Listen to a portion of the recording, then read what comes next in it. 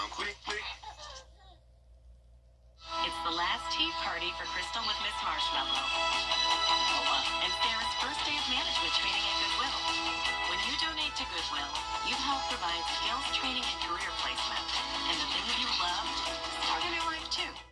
The Live 5 for 6 Skyview Network, sponsored by Terry Lambert Hyundai. It's a cloudy Thursday for us with a few light showers around. This is what we're watching on Live 5 for 6. And as we go into the weekend, rain chances are going up, and so are the temperatures. Stay with us for all the details. Right now, News Channel 6 at 6 with just a few days left until the new year. The Peach State is cracking down on organized retail crime. How they're doing so as your news at 6 starts right now. Live from Television Park, this is WJBF News Channel 6 at 6.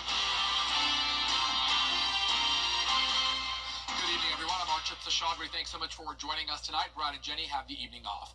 Coverage you can count on starts right now with Georgia cracking down on organized retail crime this year, especially as we enter the final stretch of the holiday season. Georgia's first statewide organized retail crime unit launched earlier this year back in July, and it's part of this year's state budget hoping to lower those retail theft stats.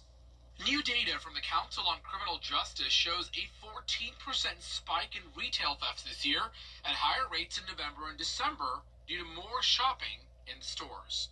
Georgia's Attorney General, Chris Carr, says the Peach State can count around $3 billion lost due to retail theft every year. That includes about $1.6 billion in stolen items and more than $300 million in lost tax revenue. So throughout the year, criminals are trying to stay ahead of it. AI is now going to be an issue that we're going to have to deal with as it relates to scams. So we've got to continue to focus our resources and our time and get our expertise to make sure that we're keeping Georgia safe. The AG says crimes of opportunity spike up over the holidays, and these type of crooks are usually linked to gang activity, trafficking, bribery, corruption, and money laundering. We're doing more and more online. We're shopping online. We've got more personally identifiable data that we're storing online. We've got to make sure that we're going after criminals that are doing it the wrong way. Small business owners say retail theft means more added security costs and forces them to raise prices, which ultimately hurts you, the consumer. The AG says it's not just in-person crime, but also online thefts that are on the rise.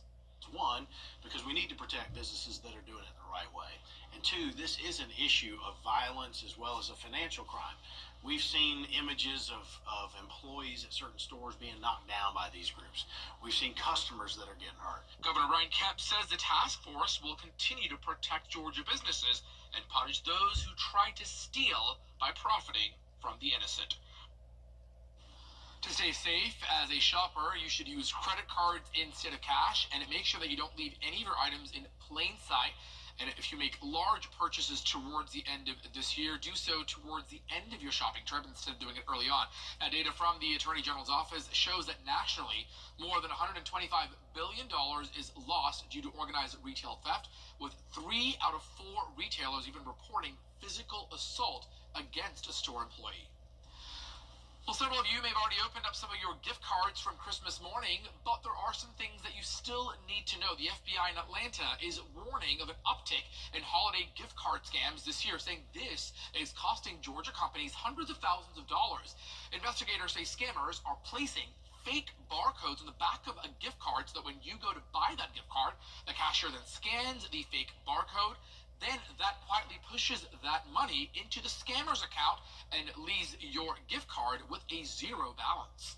Scammers are actually going into retailers where you see the big shelving with a whole bunch of different gift cards on it. They're taking those gift cards and actually shoplifting the cards out of the store. They're taking them to wherever they're operating out of and scraping off the foil off the back. That gives them the code for that gift card. And it also alerts them when there's money put on that card. Investigators say to protect yourself, make sure your gift card barcode matches the packaging barcode, and also look out for any signs of damage on the gift card. All right, now time to take a quick look with our check of weather with Chief Meteorologist Jenna Petracci. Jenna, a little bit of a gloomy day, but I understand that there's some good news in sight, sort of, right? Yeah, if you like the warmer weather, it will definitely be a treat for you this weekend as we are going to be feeling like spring. Temperatures are definitely going to be on the rise, and we'll get into that in a moment. But right now on Live Viper 6, in addition to the cloud cover, we also have some rain. Here's a closer look at Richmond and Aiken County. Notice some sprinkles here and there. That also goes all the way up towards around Saluda County. Bridge Spring, Johnston, you're seeing some rain. Further down towards the south, Burke County, Jefferson, and Emmanuel near Midville, some showers coming down. But overall, not much to dampen your evening commute. It is definitely damp outside, and you can see that here in Waynesboro, but no heavy rain or thunderstorms to worry about. Our almanac today at Augusta Busch Field showing we picked up on just 0.02 inches, so nothing significant. Our low this morning was pretty cold, 34 degrees, and our high today was 10 degrees below average, only made it to 50. Right now, we're seeing the 40s across the board, 46 in Thompson, 48 in Allendale. Millen, you're at 49. Same thing in Bamberg. 45 in Crawfordville and Gibson, 46 in Edgefield, 47 in Lincolnton. It is a bit cooler than it was yesterday, especially in places like Louisville, 13 degrees cooler. So the temperatures are going to be chilly over the next day, but then as we go into Saturday, that's when we'll see a warm up along with more moisture moving in. But in the meantime, those dew points are still pretty low, seeing the 30s. So that's why the rain is all very light. So winds are coming in from the northeast up to around 8 miles per hour. And you can see here on satellite and radar more scattered showers, especially along the South Carolina coastline. And then zooming out here, high pressure to the north is driving in a northeast wind, leading to that wedge effect. And then out towards the west, we have a low pressure system bringing widespread rain. And in between this warm and cold front, we actually have some tornado warnings happening now in eastern Texas. For us, the rest of this evening, it's going to be cloudy and chilly. 45 degrees is pretty much where we're staying. And over the next few days, clouds are sticking around. Rain chances going up, and so are the temperatures. 70 degrees by Saturday and Sunday. Coming up, I'll have a look at your full 10-day forecast and how long those warm temperatures will last. But back to you, Archie. All right, Jenna, thank you for those updates. The Patch Augusta's Municipal Golf Course is closing for a year-long renovation starting this weekend. The nearly 100-year-old golf course will undergo a full-scale renovation starting January the 1st. The Patch project is a joint effort between the Augusta National, the Patch, Augusta Technical College, and the First Tee of Augusta. The goal is to strengthen public golf in the community as well as foster opportunities to play the game and work in the sport. I like it, but I'm gonna miss it. I know it's cold out here right now, but I just hate to see it come to an end. We'll be back though. And I think this closing the patch, closing the 18 holes is punishing not the poor golfer, but those golfers cannot afford to play at other golf courses.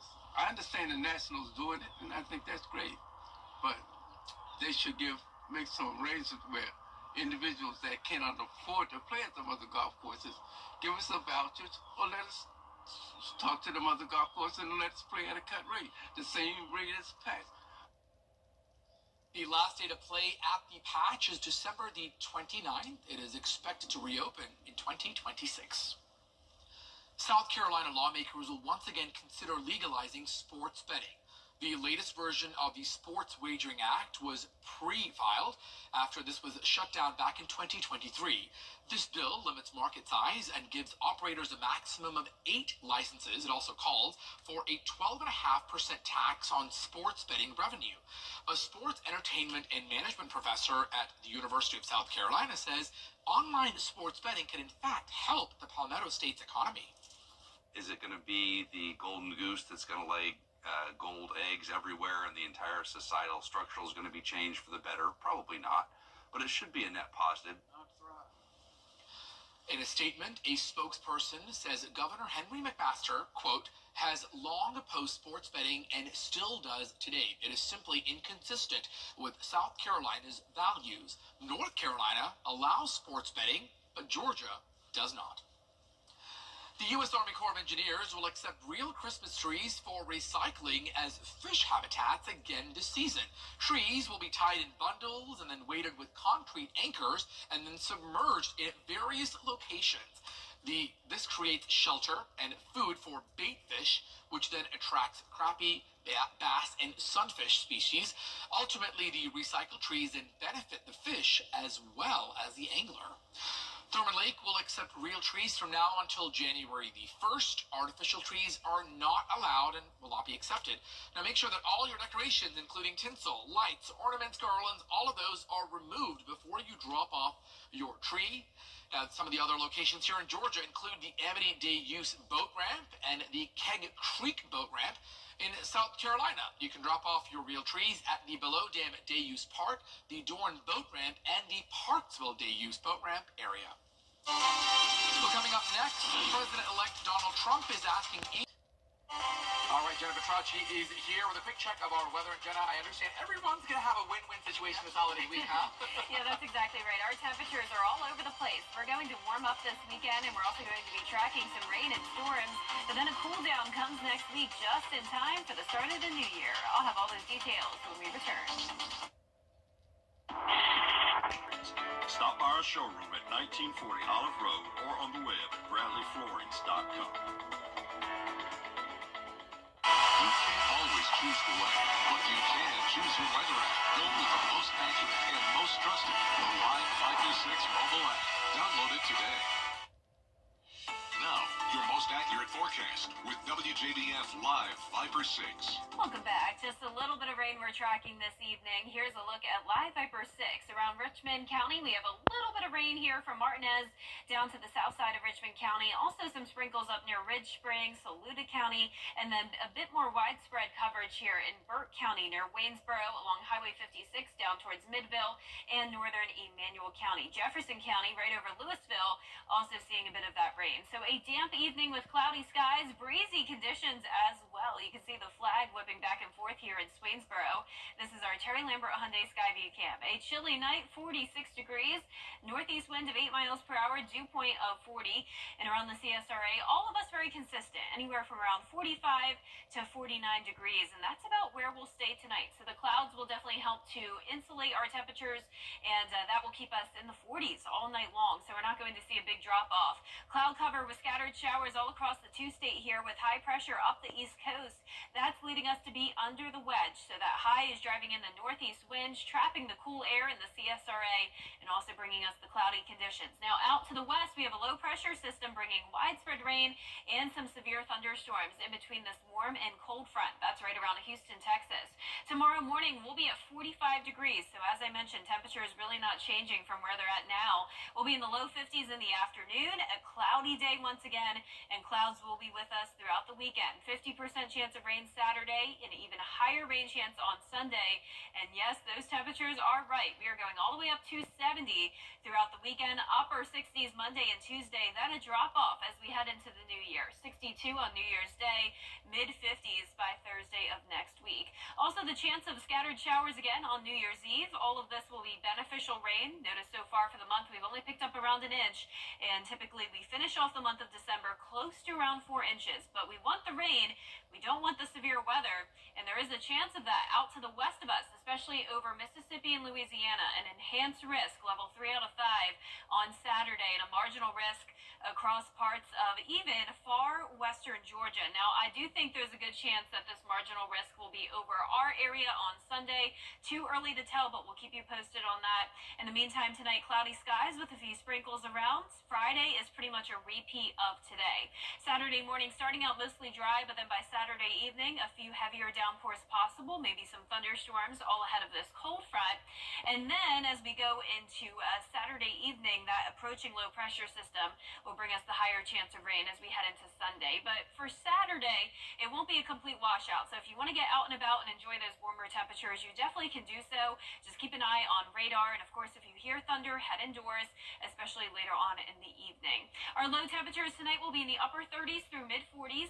Our highs tomorrow will be in the mid 40s in some places, upper 50s in others. So that wedge will start to break apart in some spots. A 10-day forecast showing the warmer temperatures Saturday through Tuesday of next week. Then our highs are going all the way down into the upper 40s by the end of next week, and we'll see some below freezing mornings. Now, congratulations to today's umbrella winner. That is Rosetta Brown from Aiken, South Carolina.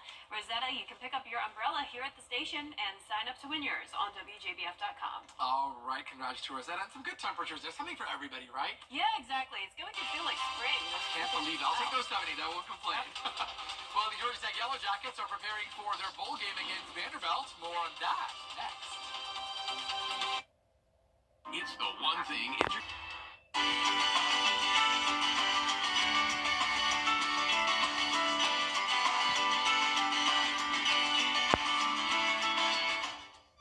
We're standing up. Long live the lazy. Here's a final check of your 10-day forecast. Cloudy with rain chances Friday through Sunday. Highest rain chance will be Saturday night into Sunday morning. Warm weekend, 70 degrees, but still a cool day tomorrow. And then we'll have more cool days as we head into the new year. Well, if you plan on visiting Finland anytime soon, you can enjoy a unique dinner in a restaurant that's completely made of ice, especially if you like the cold temperatures. Well, it's all part of the area's winter-themed amusement park. It sits just on the edge of the Arctic Circle, where it almost never gets above freezing temperatures, so guests can enjoy a 3-course meal on local flavors. Because it's freezing, people can't take off their jackets or gloves to eat, and they have to eat everything really quickly. I don't know how I would go there, but that sounds really cool, though. It sounds very cold, we should say. Cold or cool, right? Yep. Thank you, Jenna, for all of those updates, and thank you for joining us. We'll have much more on News Channel 6 right here at 7 with a look of all the news right after World News Tonight.